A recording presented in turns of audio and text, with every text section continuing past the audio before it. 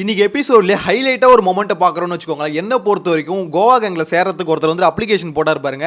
அதுதான் ஹைலைட்டா நினைக்கிறேன். ஏன்னா அவருக்கு என்ன நினைச்சிட்டாரு, ஆக்சுவலா சௌந்தர்யக்கு கிளாப்ஸ் பயங்கரமா வருது. அது மட்டும் இல்லாமல் கோவா கேங் ரீச் வெளியே பயங்கரமா இருக்கு. ஸோ கோவா கேங்ல சேர்ந்துடலாம், விஷாலை கட் பண்ணி விட்டுலாம் அப்படின்ற மாதிரி ஏதாவது என்ன வந்துருச்சான்னு தெரியல. தலைவன் வந்து பார்த்தீங்கன்னா கோவா கேங்ல சேர்றதுக்கு ஒரு அப்ளிகேஷன் வந்து போடுறாப்புல. யாருன்னு தெரியும் உங்க எல்லாருக்குமே. அவர் பேர் வந்து பார்த்தீங்கன்னா டப்பா அப்படின்ற மாதிரி ஆரம்பிக்கும். எனிவேஸ் அவர் தான். அவர் வந்து பார்த்தீங்கன்னா கோவா கேங்ல சேர்றதுக்கு ஒரு வாய்ப்பு இருக்குமா அப்படின்ற மாதிரி காத்துக்கிட்டு இருக்காரோ அப்படின்ற மாதிரி தான் தோணுது. ஏன்னு பார்த்தீங்கன்னா அவர் நடவடிக்கைகள் தான் இருக்குல்ல, கொஞ்சம் கொஞ்சமாக பார்த்தீங்கன்னா கோவா கேங் உள்ள போகிறதுக்கு. அதுவும் ஜாக்லின் சொல்கிறாங்க அருண் எனக்கு பிடிச்சிருக்கு அப்படின்ற மாதிரி. 2 வாரத்துக்கு முன்னாடி இதே அருணை பற்றி ஜாக்லின் என்னென்ன பேசுனாங்க அப்படின்லாம் நினச்சி பார்க்கும்போது ஜாக்லின் அதெல்லாம் மறந்துட்டீங்களோ அப்படின்ற மாதிரி தான் தோணுது. எனிவேஸ் கோவா கேங்கு கொஞ்சம் கொஞ்சமாக புள்ளி கேங்காக மாறிக்கிட்டு இருக்கு. எத்தனை பேர் நோட் பண்ணிங்கன்னு தெரியல. எனக்கு என்னமோ கோவா கேங்கை பார்க்கும்போது புள்ளி கேங் அப்படியே ஞாபகம் வராங்க. ஏன்னா இவங்க பண்ணுறது எல்லாம் என்னன்னு பார்த்தீங்கன்னா புள்ளி தான் பண்ணிக்கிட்டு இருக்காங்க. ஒருத்தவங்கள புள்ளி பண்ணிட்டு இருக்காங்க, டார்கெட் பண்ணுறாங்க அப்படின்ற மாதிரி தான் தோணுது. ஆக்சுவலாக பிக் பாஸ்ல இன்னைக்கான எபிசோட ரிவ்யூ பண்றதுக்கு முன்னாடி ஒரு விஷயம் சொல்லணுங்க. 2 டீமா பிரிஞ்சுக்கிறானுங்க. 2 டீமா பிரிஞ்சுட்டு 2 டீம்ல இருக்கவனுங்க என்ன பண்றானுங்க, மிச்சம் டீம்ல இல்லாம இருக்காங்க பாருங்க, அவங்கள போட்டு பொலன்னு பொலகுறானுங்க. இதான் நடந்துகிட்டு இருக்கு. விஜய் சேதுபதி வந்து இந்த கோட்டை எடுத்தார்ல, இந்த கோட்டை எடுத்துட்டு இண்டிவிஜுவலா கேம் ஆடுங்களான்னு பார்த்தா எல்லாம் டீமா சேர்ந்து ஒரு டாஸ்க்ல டீமா சேர்ந்தானுங்க. ஓகே, ஆனா இவங்க டாஸ்க்கை முடிஞ்சதுக்கு அப்புறமும் பார்த்தீங்கன்னா இப்பயும் டீமா தான் இருக்கானுங்க. இந்த டீம் வந்து முடியாது அப்படின்ற மாதிரி தெரிஞ்சு போச்சு. அதுவும் சத்தியெல்லாம் பண்றாங்க, நம்மள எங்கேயுமே விட்டு கொடுக்க கூடாது அப்படின்ற மாதிரி. விஜய் சேதுபதி நீங்க எதுக்கு அந்த கோட்டை எடுத்தீங்க அப்படின்றதே மறந்துட்டானுங்க பாத்தீங்களா அப்படின்ற மாதிரி சொல்ல தோணுது. எனக்கு தெரிஞ்சு இண்டிவிஜுவல் கேம் இதுக்கப்புறம் ஆட போறது இல்லை. மறுபடியும் பார்த்தீங்கன்னா டீம் கேம் தான் ஆட போறானுங்க. ஆனால் அதில் இண்டிவிஜுவலாக சில பேர் இருக்காங்க பாருங்க, அவங்களாம் மாட்டிக்கினாங்க அப்படின்ற மாதிரி தோணுது. ஏன்னு பார்த்தீங்கன்னா அவனுங்களுக்குள்ள அடிச்சிக்கவே மாட்டானுங்க. அவனுங்களுக்குள்ள ஏதாவது வார்த்தை சொல்கிறனா கூட ரொம்ப நாசுக்காக சொல்லிடுவானுங்க. அது தவிர அந்த கேங்கை தவிர வெளியே இருக்காங்க பார்த்தீங்களா, அவங்கள போட்டு பொலன்னு பொழப்பானுங்க. அவங்களுக்கு சப்போர்ட்டும் இருக்காது. ஆனால் இந்த பக்கம் பார்த்தீங்கன்னா கேங் சப்போர்ட் எல்லாருக்குமே இருக்கிறதுனால கான்ஃபிடென்ட்டாக அடிக்கிறானுங்க. அதுதான் பார்த்தீங்கன்னா இப்போ பிக் பாஸ்ல வந்து தொடர்ந்து நடந்துகிட்டு இருக்கு. எனக்கு தெரிஞ்சு இதை வந்து விஜய் சேதுபதி அட்ரஸ் பண்ணுவாரா அப்படின்னு தெரியல. ஏன்னா இந்த டீம் வந்து பார்த்தீங்கன்னா செம்ம ஸ்ட்ராங்காக ஃபார்ம் ஆயிருக்கானுங்க. ஸோ டீமில் இருக்க ஒருத்தரை தொட்டா மிச்சம் இருக்க 5 பேரும் வந்து பார்த்தீங்கன்னா அடிக்க வரானுங்க. இது கோவா கேங்கில் மட்டும் இல்லை, இந்த பக்கம் இருக்க விஷால் கேங்லேயும் இருக்கு. விஷால் கேங்கில் வந்து பார்த்தீங்கன்னா நாங்கள் கேங்குன்னு சொல்லிக்கல, ஆனால் கேங்காக தான் இருக்கானுங்க. இந்த சைடில் வந்து பார்த்தீங்கன்னா ஓப்பனாகவே நாங்கள் கோவா கேங் அப்படின்ற மாதிரி சொல்லிக்கிறாங்க. எனக்கு தெரிஞ்சு கோவா கேங் அப்படின்ற நேமை மாற்றிட்டு புள்ளி கேங் அப்படின்ற நேமை தான் வைக்கணும் அப்படின்ற மாதிரி தோணுதுங்க. ஏன்னா அந்த மாதிரி நடவடிக்கைகள் தான் இருக்குது. எனிவேஸ் இன்னைக்கான எபிசோட 1 by 1 போயிடலாம். ஓகேங்களா, இன்னைக்கான எபிசோடில் பார்த்தீங்கன்னா நிறைய விஷயங்களை நான் மிஸ் பண்ணுறதுக்கு வாய்ப்பு இருக்குது. ஏன்னு பார்த்தீங்கன்னா நீங்கள் லைவ் பார்க்கல. ஸோ லைவ் வந்து நான் கொஞ்சம் வெளியே போயிட்டேன்னு வச்சுக்கோங்க, அதனால் பார்க்கல. ஆனால் இன்னைக்கான லைவை பார்க்காம நீங்கள் எபிசோட மட்டும் பார்க்கும்போது பார்த்தீங்கன்னா எடுத்தோன்னே இந்த முக்கியமான பாயிண்ட் எதுன்னு பார்த்தீங்கன்னா மஞ்சரி ஃபைட் தான். மஞ்சரி அன்சிதா சண்டை நடக்குதுல, அந்த சண்டையில் வந்து பார்த்தீங்கன்னா அன்சிதா வந்து திருப்பி மஞ்சரி பேர் சொன்னாங்க பாருங்க. எனக்கு ஒரு நிமிஷம் பார்க்கும்போது என்னடா இது இப்படி திருப்பி அதுவும் எல்லாரும் அங்கே உட்காந்துட்டு இருக்காங்க, திருப்பி ஒருத்தவங்க நேம் சொல்லும் போது அவங்களுக்கு எவ்வளோ கஷ்டமாக இருக்கும். மஞ்சரி செய்யறது சரின்னு இங்கே யாருமே வந்து பார்த்தீங்கன்னா அவங்களுக்கு சப்போர்ட் பண்ண வரல. இருந்தாலும் கொஞ்சமாச்சு ஓகே ஒருத்தவங்களை இந்த அளவுக்கு போட்டு அடிக்கிறமே அப்படின்ற ஃபீல் வந்து வராதா அப்படின்ற மாதிரி தான் தோணுது. வீட்டுக்குள்ளே இருக்க மற்றவங்களும் ஏன் கேட்க மாட்டானுங்க, இதை அன்சிதா நீ பண்ணுற தப்பு அப்படின்ற மாதிரி ஏன் கேட்க மாட்டானுங்க அப்படின்ற மாதிரி தோணுதுங்க. எனக்கு தெரிஞ்சு பார்த்தீங்கன்னா இவனுங்க எல்லாம் மஞ்சரி அடிக்கிறன்ற நினைப்பில் மஞ்சரிக்கு வந்து பார்த்தீங்கன்னா கொஞ்சம் கொஞ்சமாக ஓட்டை இன்க்ரீஸ் பண்ணுறானுங்க அப்படின்ற மாதிரி தான் தோணுது. ஏன்னு பார்த்தீங்கன்னா மஞ்சரியோட ஆட்டம் பார்த்தீங்கன்னா வெளியே நிறைய பேருக்கு பிடிக்கல, அதுதான் உண்மை. ஆனால் மஞ்சரியை நீங்கள் போய் அடிக்கிறீங்கல்ல, அடிச்சு என்ன பண்ணுறீங்க, ஒரு மாதிரி கார்னர் பண்ணுறீங்களே, அது வந்து பார்த்தீங்கன்னா சிம்பதி கேமாக இங்கே மாறிக்கிட்டு இருக்கு. ஸோ மஞ்சரிக்கு எனக்கு தெரிஞ்சு கொஞ்சம் சப்போர்ட் வர ஆரம்பிச்சிருக்கு அப்படின்ற மாதிரி தான் தோணுது. ஏன்னு பார்த்தீங்கன்னா இவனுங்க வந்து ஒரு மாதிரி அடிக்கிறது வந்து பார்த்தீங்கன்னா, ஏன்னா விஷால் கேங்லேயும் மஞ்சரி அடிக்கிறாங்க, கோவா கேங்லேயும் மஞ்சரி அடிக்கிறானுங்க. ஸோ 2 கேங்கும் சேர்ந்து பார்த்தீங்கன்னா மஞ்சரியை பொலன்னு பொழுதுகிட்டு இருக்கானுங்க. அதுதான் இன்னைக்கு எபிசோட் ஃபுல்லாகவே நடந்துகிட்டு இருக்கு. ஃபர்ஸ்ட் ஆஃப் ஆல் இந்த அன்சிதா மேட்டர் இருக்குல்ல, அன்சிதா எதுக்கு இந்த அளவுக்கு கொந்தளிக்கிறாங்க அப்படின்னு பார்த்தீங்கன்னா ஏஞ்சல்ஸ் வந்து சூஸ் பண்ணுங்க அப்படின்னு நம்ம சொல்றாங்களே. ஸோ இது வந்து ஏஞ்சல்ஸ் வந்து சூஸ் பண்ணுங்க அப்படின்னு சொல்லும்போது சில பேர்லாம் பார்த்தீங்கன்னா பயங்கர ஹாப்பி, ரஞ்சித் சத்யாலாம் பயங்கர ஹாப்பி. எதுக்காக ஏஞ்சல்னு சூஸ் பண்ணுறாங்க அதெல்லாம் தெரியல. ஏஞ்சல்னா யார், நல்லவங்க, நம்ம நல்லவங்கப்பா அப்படின்ற மாதிரி பார்த்தீங்கன்னா முட்டா பீஸுங்க வந்து செம சந்தோஷமாக இருந்தானுங்க. ஆனால் அன்சிதா என்ன பண்ணிட்டாங்க, அதில் இருக்க வார்த்தை ஒன்று இருக்குல்ல, அதாவது நல்லவர்கள் மாதிரி நடிக்கிறது அப்படின்னு. நான் நடிக்கலையே, நான் உண்மையாக தானே இருக்கேன் அப்படின்ற மாதிரி பார்த்தீங்கன்னா அன்சிதாக்கு வந்து கோவம் பொத்துக்கிட்டு வந்துருச்சு. ஆக்சுவலாக இப்போ அந்த டாஸ்கோட மோட்டிவ் என்ன தெரியுமா, இந்த மாதிரி யாரோட உண்மையான கேரக்டர்லாம் கொண்டு வரணும், இந்த டாஸ்கில் வந்து கொண்டு வந்துடலாம், வெளியே கொண்டு வந்துடலாம் அப்படின்ற மாதிரி தான் இந்த டாஸ்கோட மோட்டிவே. எனக்கு தெரிஞ்சு இந்த டாஸ்க் இந்த ஏஞ்சல் சூஸ் பண்றதுலே பார்த்தீங்கன்னா அன்சிதாவோட கேரக்டர் வெளியே வந்துச்சுன்னு நினைக்கிறேன்.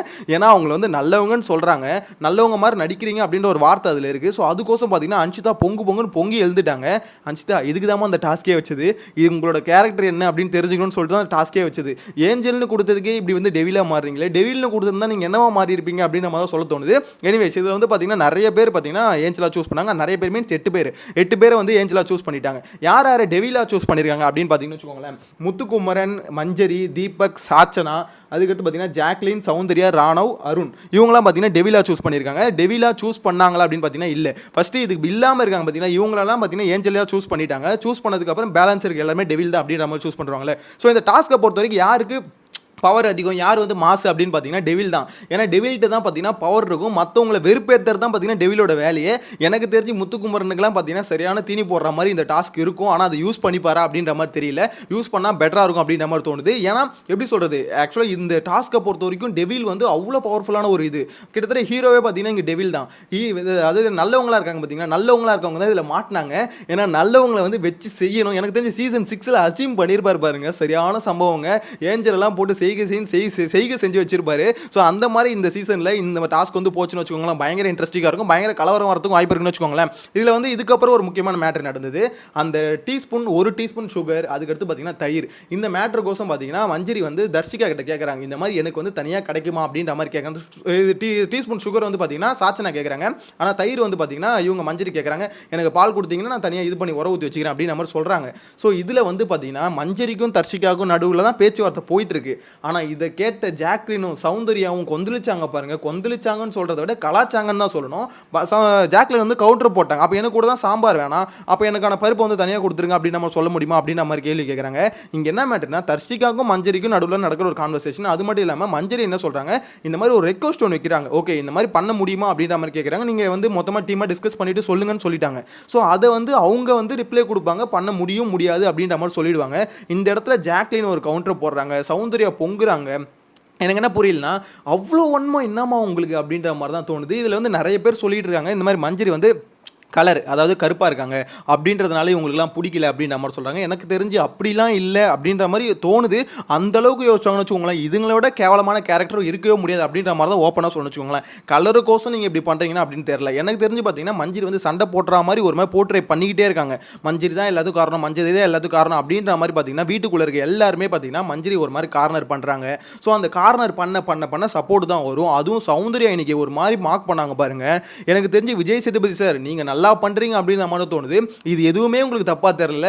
அருண் வந்து பார்த்தீங்கன்னா இது முத்துக்குமரனை மார்க் பண்ணதாகட்டும், சௌந்தர்யா வந்து மஞ்சரியை மார்க் பண்ணதாகட்டும், எதையுமே போன வாரம் வந்து வேறு கேட்கவே இல்லை. ஸோ அது எல்லாமே பார்த்தீங்கன்னா இந்த வாரம் நான் ஆல்ரெடி சொன்னல, இந்த வாரம் அது டபுள் ஆகும் அப்படின்ற மாதிரி. அதுவும் சௌந்தர்யாவுக்கு வந்து பார்த்தீங்கன்னா கைத்தட்டல் பயங்கரமாக வருது. எனக்கு தெரிஞ்சு அந்த கைத்தட்டல் இருக்குல்ல, அந்த கைத்தட்டல் தான் பார்த்தீங்கன்னா சௌந்தர்யாக்கு எதிரினே நினைக்கிறேன். ஏன்னா நார்மலாக கைத்தட்டல் கம்மியாக வந்தால் கூட கொஞ்சம் அடக்கி வச்சுப்பாங்க. கைத்தட்டல் ஹெவியாக வந்தோன்னு பார்த்தீங்கன்னா அவங்களோட பர்ஃபார்மன்ஸ் இன்னும் எகிருது. யாரை வேணால் கலாய்க்கலாம், எப்படி வேணால் கலாய்க்கலாம், நம்மளுக்கு தான் ஃபேன் சப்போர்ட் பயங்கரமாக இருக்குது அப்படின்ற ஒரு இன்டென்ஷன் சௌந்தர்யாக்குள்ள வந்துருச்சு. ஸோ அதனால தான் பார்த்தீங்கன்னா யாரையும் மதிக்கூடாது, என்ன வேணால் பேசலாம், எப்படி வேணால் கலாய்க்கலாம் அப்படின்னா. ஏன்னா ஒரு இவ்வளோ பெரிய ஷோவில் வந்து பார்த்தீங்கன்னா எப்படி சொல்கிறது, ஒருத்தவங்க இந்த அளவுக்கு கேவலமாக கலாய்க்கிறமே, ஒவ்வொன்னு சொல்கிறாங்க, நாய் மாதிரி பண்ணுறாங்க. எனக்கு என்ன புரியலனா, ஏமா சௌந்தர்யா உனக்குன்னு கொஞ்சமாவது மூளை இல்லையாம்மா, ஒருத்தவங்க இப்படி பண்ணக்கூடாது, அதுவும் இத்தனை கேமரா இருக்குது, இத்தனை கேமரா உன கேப்சர் பண்ணுது அப்படின்ற பேசிக் இது கூட இல்லையா அப்படின்ற மாதிரி தான் கேட்க தோணுது. நிறைய பேர் சௌந்தர்யாக்கு ஃபயர் விட்டு சுற்றுறானுங்களே, அவனுங்கிட்ட எனக்கு கேட்க வேண்டிய ஒரே ஒரு கேள்வி என்னன்னா, உங்கள் வீட்டில் இருக்கவங்களை யாரையாவது இப்படி ஒருத்தவங்க வந்து கலாச்சா உங்களுக்கு எப்படி இருக்கும் அப்படின்றது தான் என்னோட கேள்வியாக இருக்குது. ஏன்னு பார்த்தீங்கன்னா மஞ்சரி மேலே தப்பே இருக்கட்டுங்க, அவங்க என்ன பண்ணிட்டாங்க, இப்போ வந்து ஒரு சண்டை போகிறாங்கன்னு வச்சுக்கோங்களேன், அதுக்கு வந்து பார்த்தீங்கன்னா இவங்க ரிப்ளை வந்து பார்த்தீங்கன்னா ரிப்ளை வாயில் தான் கொடுக்கணும், அதாவது வார்த்தையில் தான் கொடுக்கணும்.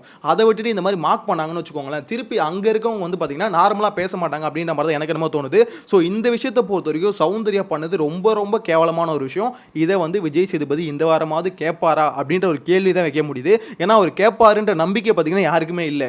எப்போ அருண் சௌந்தர்யாவெல்லாம் போன வாரம் கேட்கலையோ, இந்த வாரம் மட்டும் எப்படி கேட்பாரு அப்படின்ற மாதிரி ஒரு டவுட் தான் இருக்குது. ஏன்னா விஜய் சேதுபதி பார்த்தீங்கன்னா என்ன பண்ணுறாரு, அவர் வந்து 4 கேள்வி கேட்டுட்டு அப்படியே வந்து ஓடி போயிடுறாரு. ஸோ இதனால் வந்து மற்ற கேள்விலாம் இருக்குல்ல, இந்த சின்ன கேள்விலாம் இருக்குல்ல, இது எல்லாத்தையும் விட்டுறாரா இல்லை மறந்துடுறாரான்னு தெரியல. ஸோ அந்த அவர் மறக்கிறதுனால தான் பார்த்தீங்கன்னா இவங்களோட ஆட்டெல்லாம் இருக்க அதிகமாயிட்டு இருக்கு அப்படின்ற மாதிரி தான் தோணுது.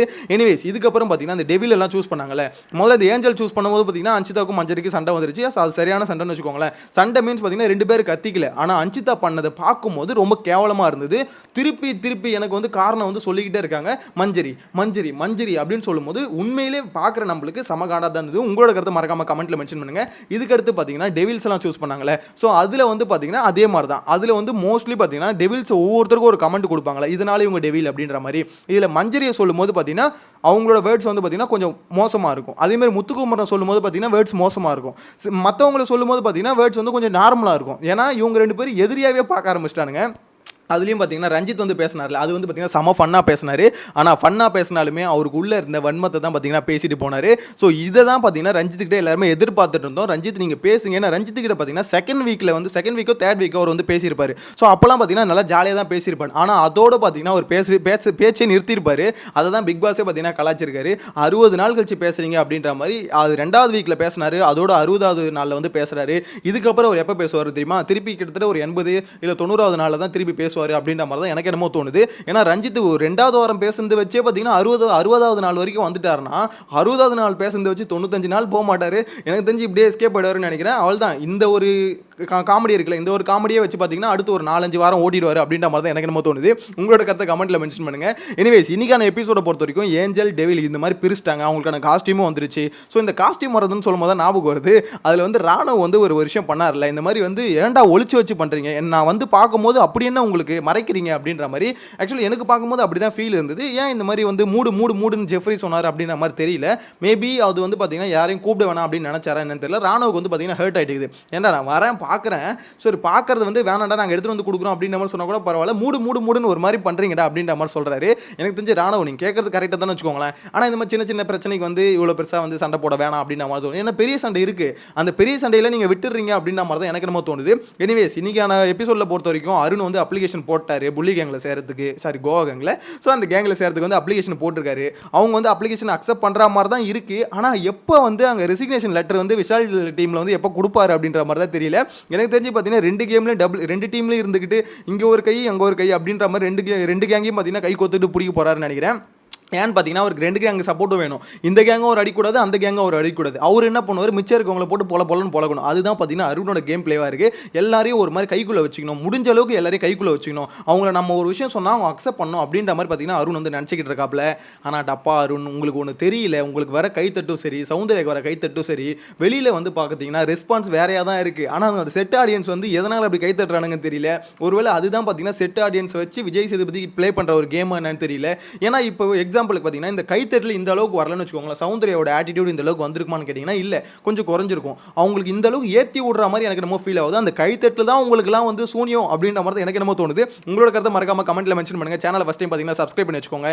இன்னைக்கான எபிசோடில் பார்த்தீங்கன்னா நிறைய விஷயம் நான் வந்து மிஸ் பண்ணியிருப்பேன், ஏன்னா லைவ் பார்க்கல. நாளைக்கு வந்து பார்த்தீங்கன்னா லைவ்ல 1 by 1 அப்டேட் பண்ணுறேன். சேனலை சப்ஸ்கிரைப் பண்ணி வச்சுக்கோங்க. Bye by.